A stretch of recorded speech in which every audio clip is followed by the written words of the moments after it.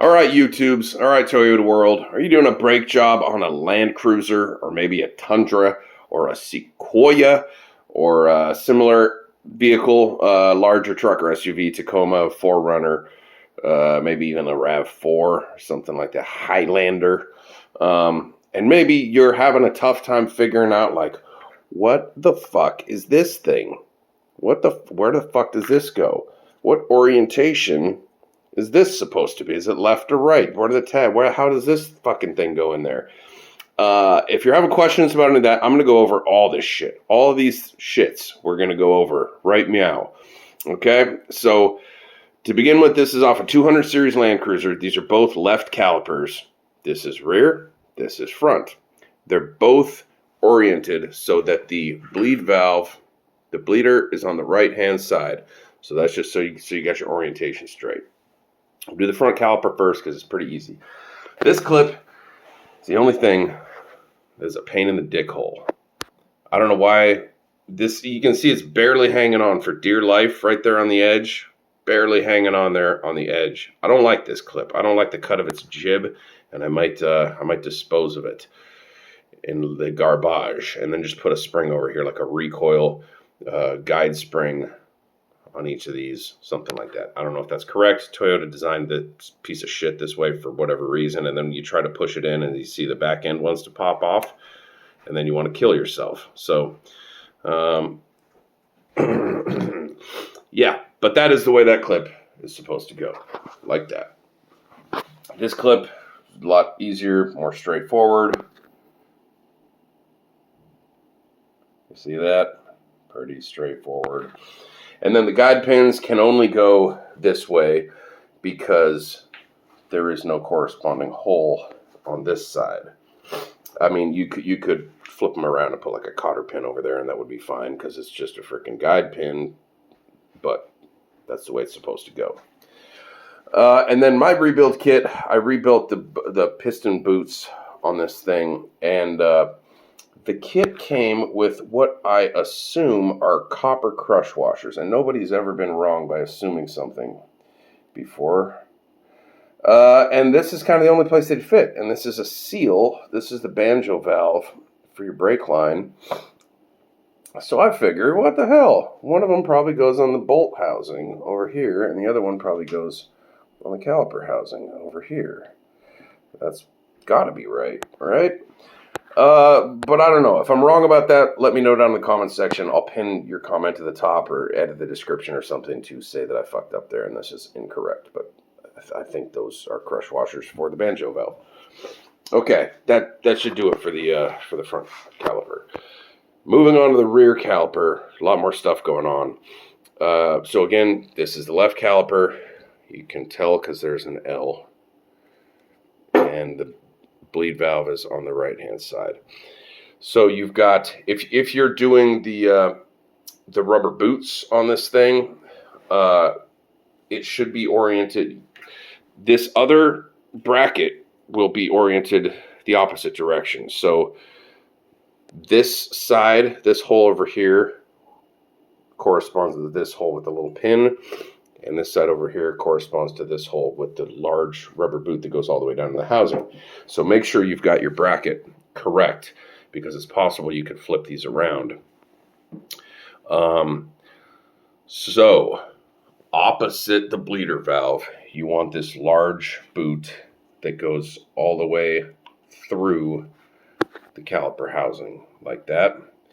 On the same side as the bleeder valve, you want this smaller boot thing that has this little nub on the end. It does not go all the way through the housing, and then has this other little nub on the end here. And then point about that hub, the little nub, little boot, you can see the top here is a little bit larger than the top here. So this side's a little smaller, this side's a little larger. And what's fun about that is they'll both fit in the frickin' caliper housing. So this is their little hidey hole. They'll both fit in there. But only one is correct. If you put the large side in, it'll fit, but it'll squeeze the guide pin too much. and there'll be too much friction, and it won't glide smoothly. Like the other side, you probably get binding. You might get some twisting, and that's no good, uneven wear. So you want to put the smaller side in to the housing, like that. Okay, then this boot is pretty self-explanatory. I just used you could use a Sharpie, or I brushed some brake grease on, or brake oil fluid onto the caliper pistons when I did this. So I just used this to push this boot down inside the housing, and don't use something too sharp, otherwise you'll break on through to the other side like Jim Morrison, and that's no good. So don't use like a screwdriver. Okay, so these little fuckers here, you will take note that there are little tabs that point out to the right and point out to the left. Those tabs should be pointing out. So on the caliper, tabs should be going out, out, out, out. No tabs in here, except for one tab. There's one special tab, and I had to figure out what the fuck is this. Factory pre-blurred clip. It comes from the factory blurred like this because that's how Toyota designed it. This is a Squealer tab that goes on the brake shoe, the actual brake pad. Let's show you how that go. It goes, zoom in a little bit. It goes onto there, like, yeah. You hammer it on, you get the idea. Anyway, that's where that goes, like that. Hammer that in place like that. But then you'll say, well, fuck, Evan, there's two sides. Which side does it go on? And it probably doesn't matter, but it should be, okay, the wheel is rotating. You want the wheel rotation direction to push this way. You don't want it pushing in, like you don't want it pushing to the left like this. You want it pushing to from the right to the left like this. You know what I'm saying. You don't want it pushing in towards itself. You want it pushing out that way. So on these rear, basically you want it on the bottom. So the orientation is kind of tough to do because we're on a freaking table and all that stuff. But you want the Squealer tab on the bottom of this thing. So on this left side, it's opposite the bleeder valve. You also want it on the inside, the inboard brake pad on the left hand side. So it's right down there on here, and that just pushes in there, and then you may be able to see it. Yep, you can see it popping out right down there, and it's factory pre-blurred state, just as Toyota Yamamoki and God intended it. What's that guy's name? God. Oh yeah, that's it. Okay, so now this, you'll do this when you actually go to put it on the vehicle, not before, most likely. You probably could do it before, but you'll mount this on the vehicle first and then put it together. That goes like that. Pins go in there. Hopefully that's pretty obvious, right? The pins, doesn't matter which pin is which, but that is the way that goes. Make sure you get this on the inboard side because the piston is going to push the brake pad with the Squealer tab on it. So this brake pad is going to wear more than this one. So you want the Squealer tab on this one. Because it will experience more wear. Now these pins all glide smoothly. You put them in and you screw them in place, and that's all happy there.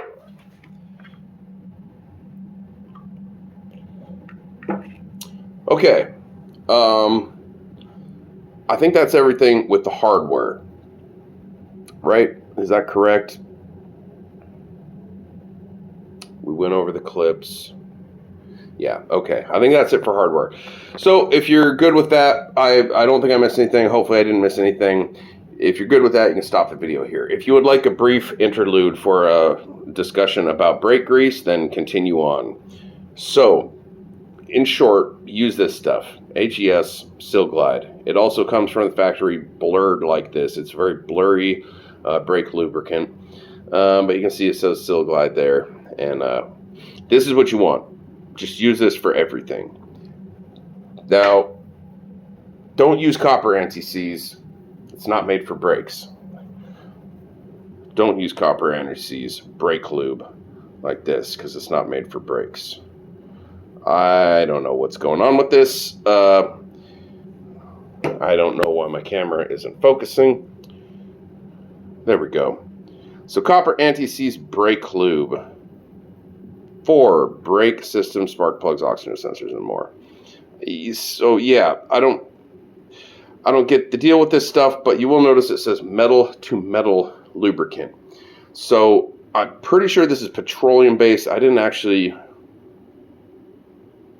Yeah, we're not going to look at this, but I think this is petroleum based. This is silicone based, hence the name Sil Glide. So the petroleum, if you get it on rubber boots like these, you're probably going to damage the boots. They're going to expand and swell up, and that's not going to be good. So you don't want to use this pretty much anywhere, except I used a tiny bit, again, metal to metal, on the threads here for these piston guides. And I did use some on the threads here, probably on the mounting threads.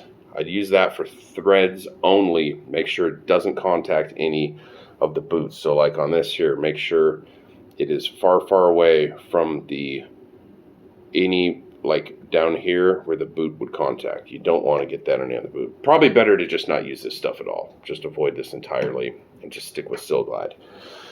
Now, where do you put the stuff? Where do you put the brake grease? Well, if you ask 1,000 different mechanics, you probably get 1,000 different variations of where to put it, how much to put it, in what situations, for what's this. You know, it's highly contentious. So I'm going to do my best to parse everything that I know about this stuff from the information I've gathered. So this is just my opinion. I'm not saying this is the end-all be-all of fucking brake grease. So go easy on me in the fucking comment sections. YouTube, I'm doing my best out here. I'm trying to help you guys. We're working as a team here. Can you help me? I help you. Just fucking don't shit all over me in the comments, all right? So, first of all, these things are kind of weird. You put a small little thin layer of brake grease on those. At least I do. It's almost like you put some on and then you wipe it off. It's just, in all these instances, it's just the thinnest little layer. Now, I watched a TRQ video, and TRQ is great. They really know their shit. They also put it on these metal surfaces where those little tabs mount. I was like, why did they do that? Maybe it's to prevent rust or something. I don't get that.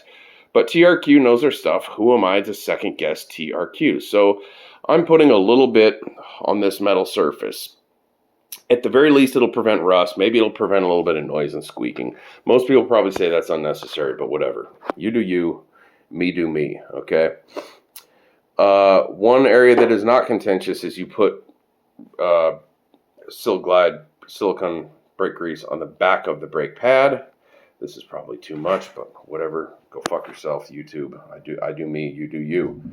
And then you put some on the ends here. And then same, of course, on the front brakes, back of the pad, side of the pad. Yeah. You put some on the pins too. Very, very, you can't even really see it. Very, very light coating on the pins. Some people say you don't need to do that. Some people say you do. Again, it's very subjective. Yeah, we're doing our best here. One thing that is not really subjective that everybody would say, you definitely put brake grease on these guide pins for the rear. And put maybe a little bit more. Not like a ton. We're not putting a ton on here, but like a moderate amount. Don't put any on the tip. The blurry tip. You know what a tip is. It's that fucking thing. Don't put any there because it could impede the range of movement of the caliper down in the boot, because it will actually stop the caliper from moving its full range if you have. I mean, a little bit on there is probably not going to make a difference, but definitely don't get a fair bit or a lot on the tip of these pins. Then of course same for yeah, we went over all that. Some people will say put a little bit on the piston. It's already on the back of the brake pad itself, so I don't think that's necessary. Some people say put some back here. Again, it's already on the back of this brake pad, so probably not necessary. And I think that's it. Am I missing anything here? Oh, one other small thing. There's also a Squealer tab on your front brakes. And I don't know if you can see it. It's right down there. That little tab down there. The Squealer tab on the rear brakes, again, should be on the side where the piston is pushing, because it's going to get more wear. This side, the pistons are pushing on both sides, so it doesn't really matter. But you do want it on the bottom because that tab is going to be pushed in the correct direction. Now, this style of tab, the way these work on these front brakes, these are Akebono brakes, which I highly recommend getting Akebono. I don't think it matters. I think you could have it at the top, on the right, left side. I don't think it matters on Akebono. But again, just think of the direction that the wheel or the rotor is going to be spinning, and you want it pushing the Squealer tab that way. Oh, and then also my rebuild kit came with these little O-rings that don't seem to fit anything. So if anybody knows what the hell those are, let me know. Okay, I think that's it. I think that's everything. This has been a long video, but I hope that covered everything that you could possibly want to know about brakes for your Toyota brake changing pleasure. Aloha.